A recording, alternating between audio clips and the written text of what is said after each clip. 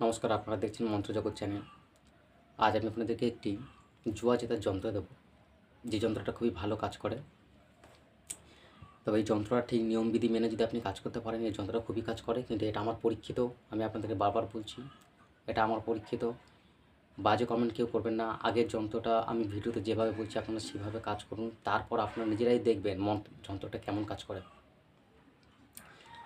Video বেশি বড় করবো না, আর ভিডিও শেষে আপনারা যন্ত্রটা পেয়ে যাবেন। যন্ত্রটা কী করে বানাতে হয় নিয়মবিধি আমি আপনাদেরকে ভিডিওর মাধ্যমে বলে দিচ্ছি, আপনারা মন দিয়ে শুনে নিন।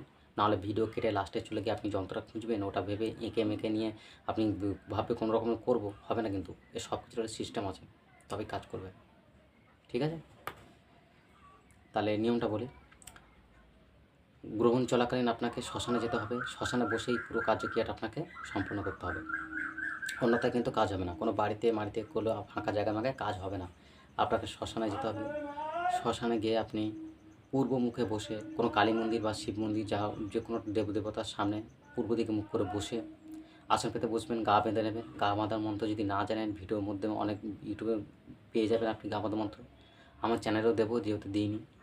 একটা শক্তিশালী গা বাঁধা মন্ত্র আছে, আমি আপনাদেরকে দিয়ে দেবো। তাহলে পূর্ব দিকে মুখ করে বসে,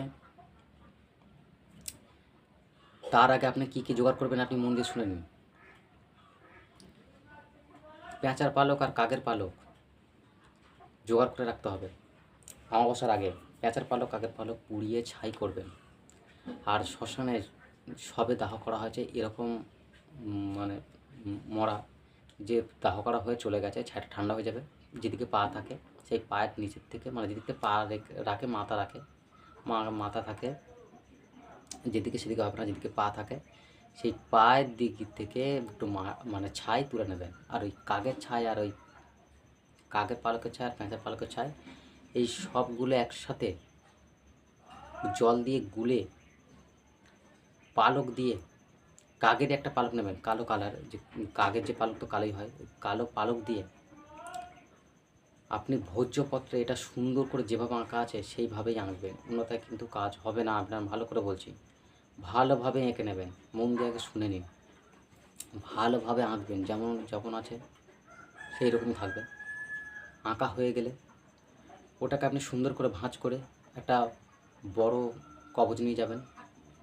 তাতে মানে রূপোর হলে ভালো হয়, আর যদি রূপোর না হয় তাহলে পিতলের, বা যদি পিতলের ভালো না হয় তাহলে 3 ধাতুর নিয়ে নেবেন, আরও ভালো কাজ করবে।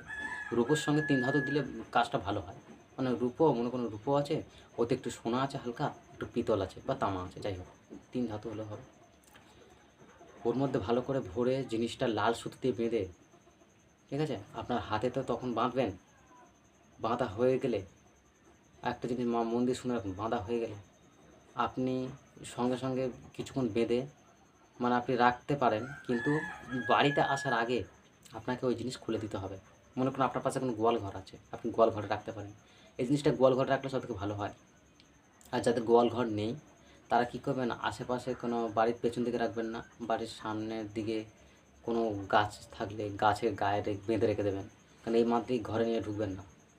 হ্যাঁ, এই মধ্যে ঘরে নিয়ে ঢুকবেন না, এর মধ্যে নেগেটিভ শক্তি বাস করবে, নেগেটিভ শক্তি চলে আসবে।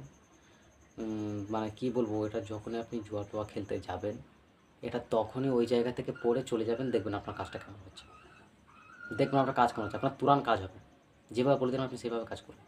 এই যন্ত্রটা বহু পরীক্ষিত, অনেক মানে যুগ যুগ ধরে মানুষ এই যন্ত্রের কাজ করে আসছে। শুধু নিয়মবিধিগুলো জানা না বলে অনেক কিছুই কাজ করে না। আমরা ইউটিউবের মাধ্যমে অনেক মন্ত্র পেয়ে থাকি, যেগুলো কী করি আমরা বাড়িতে এনে কাজ করি। আমিও তো অনেক, এই 5 বছর হচ্ছে আমি মন্ত্র লাইনে আছি, কিন্তু এর আগে আমি অনেক টাকা নষ্ট করছি, অনেক ইউটিউব ঘেটেছি, অনেক মন্ত্র দিয়ে কাজ করছি, কোনো মন্ত্র কাজ হয়নি। কেন হয়নি? কারণ আমি ঠিকঠাক নিয়মবিধিগুলো জানতাম না। তখন আমার গুরুদেব আমাকে বলেছিল, যার কাছ থেকে মন্ত্রগুলো শিখেছি, উনি বলছিলেন সব কিছুর একটা নিয়ম সিস্টেম আছে। উনি যদি একটা গাছও তোলেন, সেই গাছটার আমরা ভাবি পূর্ব দিকে মুখ করে বসে ফট করে টেনে দেবো, গাছ কাজ হয়ে যাবে, অথচ কাজ হবে না। গুরুদেব বললো গাছকে আগে জাগাতে হয়, গাছের মধ্যে প্রাণ থাকে। সেই শক্তি যখনই নষ্ট হয়ে যায়, যখন তুই ছিঁড়ে তুলে দিবি, বলছে এভাবে গাছ তুলবি না। গাছ তোলার একটা সিস্টেম আছে, গাছ তোলার মন্ত্র আছে, সব কিছুর সিস্টেম আছে, ওভাবে গাছ তুলতে হয়। তো যাই হোক, আপনাদেরকে বললাম যে যেটা তাবিজটা নিয়ে কথা বলছি, যে আপনারা বাড়িতে নিয়ে কোনো সময় ভুলেও ঢুকবেন না, ওতে কিন্তু নেগেটিভ শক্তি বাস করবে। ওতে আপনাদের ক্ষতি হতে পারে, ওটা বাড়ির বাইরে রেখে দেবেন। আর যাদের গোয়াল ঘর আছে তারা গোয়াল ঘরে রেখে দেবেন। যখন কোনো জুয়ায় যাবে, মুরগি লড়াই, ষাঁড়ের লড়াই, সব ক্ষেত্রে এটা কিন্তু কাজ হবে। শুধু ডান হাতে বেঁধে চলে যাবেন, আর পেছনে তাকাবেন না। যখন এটা বাঁধবেন না, পেছনে যাই হয়ে যাক না কেন, আপনি পেছনে তাকাবেন না। আপনি মনে কোনো ষাঁড়ের লড়াই যাচ্ছেন, আপনার সাথে যে কেউ যাচ্ছে, মানে যে ষাঁড়টাকে আপনি লড়াবেন সেটাকে নিয়ে যাচ্ছেন। পেছনে মনে করুন কেউ বললে এই ছুটে আসি, এ হয়েছে হয়েছে, যাই হোক না কেন, যাই হয়ে যাক, ভেঙে চুরে পড়ুক, আপনি তাকাবেন না। তাকালে কিন্তু জিনিসটা নষ্ট হয়ে যাবে, টোটকাটা খাটবে না। ঠিক আছে?